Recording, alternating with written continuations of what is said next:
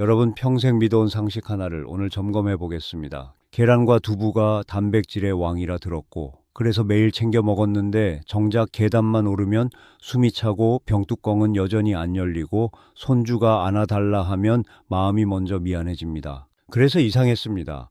분명히 먹는데 왜 힘이 안 붙을까? 그래서 저는 어느 날 진료실에서 습관을 바꿔보자고 말했습니다. 먹는 종류를 줄이지 말고 방식과 조합을 바꿔보자. 그래서 식탁 위에 3가지를 올렸습니다. 볶은 콩가루, 오리고기, 황태, 그리고 단백질이 제자리로 가게 도와줄 2가지를 덧붙였습니다. 비타민 D와 밥, 그날 이후로 어르신들의 일기가 달라졌습니다. 병뚜껑이 돌아가고 장바구니가 가벼워지고 손주가 2팔로 번쩍 안겼습니다. 과장처럼 들리지 않게 저는 오늘도 이렇게 말씀드립니다. 도움될 수 있는 루틴입니다. 누구에게나 같은 속도로 오지는 않습니다. 그러나 끝까지 할 수 있는 방법입니다. 잠깐만요. 시작하기 전에 부탁 한 말씀 드립니다. 지혜톡톡 채널을 처음 방문하셨거나 아직 구독 전이시라면 구독과 좋아요를 꼭 부탁드립니다. 여러분의 구독과 좋아요는 사랑인 거 아시죠? 3초면 됩니다. 잠깐 시간 내주시면 더 좋은 영상으로 보답하는데 큰 힘이 되겠습니다. 고맙습니다. 첫째, 먹기 쉬워야 꾸준합니다. 그러나 퍽퍽하고 질리는 음식은 오래 못 갑니다. 그래서 끝까지 먹는 단백질이 필요합니다. 둘째, 한 번에 필요한 양을 충족해야 합니다. 근육 합성 신호를 깨우는 아미노산 류신은 식사 한 번에 어느 정도가 들어가야 체감이 옵니다. 너무 조금씩 흩어지면 신호가 약해집니다. 셋째, 단백질이 들어가기만 해서는 부족합니다. 근육으로 옮겨줄 조력자가 있어야 합니다. 그래서 비타민 D와 밥의 타이밍을 함께 씁니다. 여기서 계란과 두부를 나쁘다고 말하려는 게 아닙니다. 다만 두 음식만으로는 한 끼의 류신과 포만감과 흡수 편의가 동시에 만족되기 어렵다는 현실을 이야기하는 겁니다. 그래서 저는 이 3가지를 권합니다. 볶은 콩가루, 오리고기, 황태, 볶은 콩가루 왜 시작점일까요? 콩은 두부로 만들면 수분을 많이 머금습니다. 그래서 같은 무게를 먹어도 실제 단백질은 적습니다. 반면 볶은 콩가루는 수분을 덜고 곱게 갈아 소화가 편하고 한 컵 안에 들어오는 아미노산의 밀도가 높습니다. 그래서 아침 루틴은 간단합니다. 우유나 두유 또는 따뜻한 물 200ml에 볶은 콩가루 1스푼부터 시작 일주일 뒤에 2스푼까지 올립니다. 배가 편하면 3스푼도 가능합니다. 여기서 볶은 콩가루를 권하는 이유는 맛 때문만이 아닙니다. 부드러운 고소함이 질리지 않게 해주고 가루 형태라 이가 불편한 분도 부담 없이 드실 수 있습니다. 그리고 포인트 하나를 더합니다. 한 잔을 마신 뒤 10분 안에 손가락과 손목 스트레칭을 3분만 연결해 주세요. 팔과 어깨로 따뜻한 혈류가 돌면서 체감이 또렷해집니다. 작은 사례 하나를 들려드릴까요? 매일 두부 반모를 꾸준히 드시던 분이 계셨습니다. 하지만 장바구니가 여전히 무거웠습니다. 방법을 바꿨습니다. 아침에 콩가루 2스푼을 시작하고 점심과 저녁에 반찬에서 단백질을 채웠습니다. 한 달이 지나자 계단에서 숨 고르는 횟수가 줄었습니다. 같은 양을 먹는데 방식이 달라지니 몸의 답이 달랐습니다. 오리고기 왜 계속 먹을 수 있을까요? 닭가슴살은 훌륭하지만 나이가 들수록 퍽퍽함이 벽이 됩니다. 먹다 포기하면 소용이 없습니다. 그래서 저는 부드럽고 끝까지 갈 수 있는 오리고기를 제안합니다. 비결은 조리입니다. 삶아 부드럽게 하면 씹는 부담이 크게 줄고 따뜻한 국물까지 얻습니다. 오리 백숙은 기름을 적당히 걷어내면 담백합니다. 껍질을 제거하고 살만 발라 백글 기준으로 드세요. 밥 한 공기와 함께 구성을 맞추면 포만이 오래갑니다. 평소에 오리고기를 멀리했던 분이 있었습니다. 기름기가 걱정돼서였죠. 그래서 조리법을 바꿨습니다. 오래 삶아 국물은 식혀 윗기름을 걷어내고 살만 먹었습니다. 2달 뒤 그분의 식탁엔 오리고기가 자연스럽게 돌아왔습니다. 끝까지 먹을 수 있는 단백질이 되었기 때문입니다.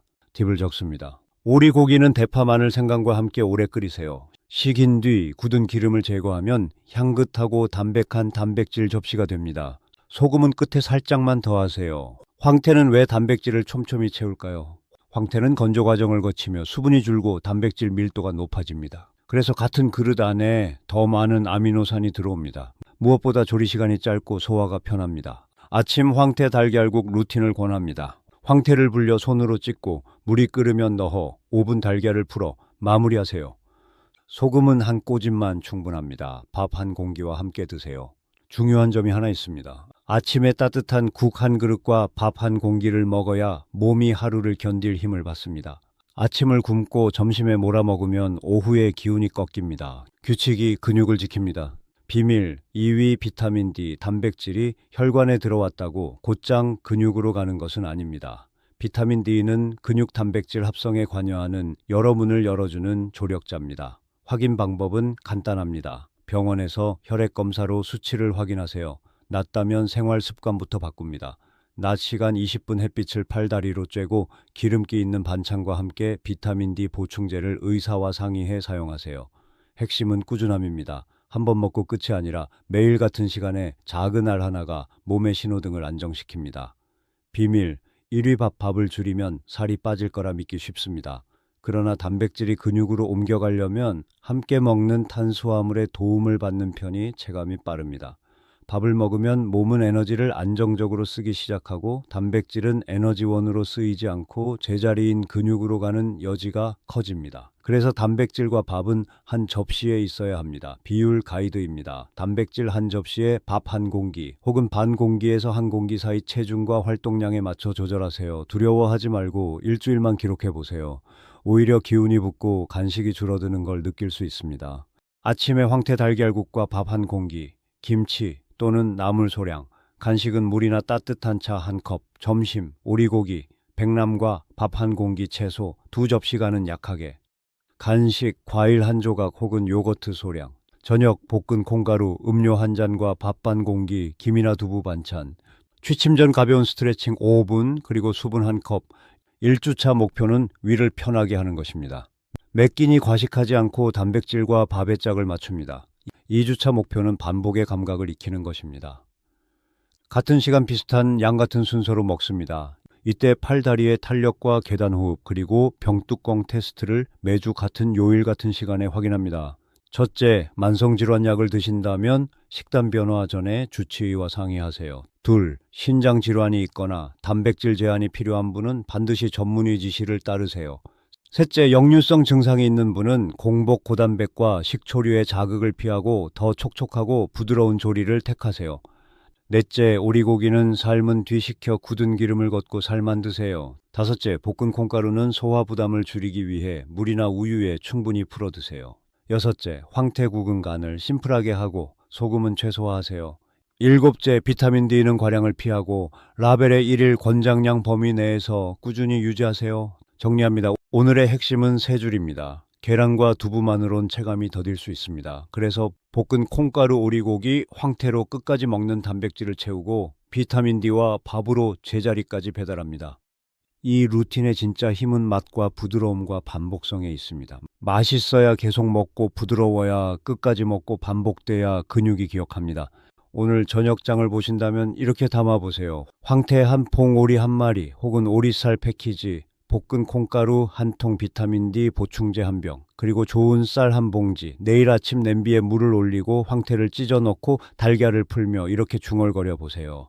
오늘은 내가 내 몸을 위해 한 그릇의 따뜻함을 준비했다. 그래서 근육은 내 편이 된다. 힘이 빠지던 계단이 오늘은 조금 덜 가파를 겁니다. 병뚜껑은 내일 더 잘 돌아갈 겁니다. 손주가 두 팔을 벌릴 때 망설임 없이 안아 올릴 수 있을 겁니다. 건강은 거창한 결심이 아니라 작은 그릇의 충실함에서 자랍니다. 우리는 오늘 그릇 하나를 채웠습니다. 그러니 내일도 같은 시간 같은 그릇으로 만나겠습니다. 지혜톡톡은 여러분의 반복을 응원합니다. 그리고 그 반복이 여러분의 근육과 일상을 지켜줄 거라 믿습니다.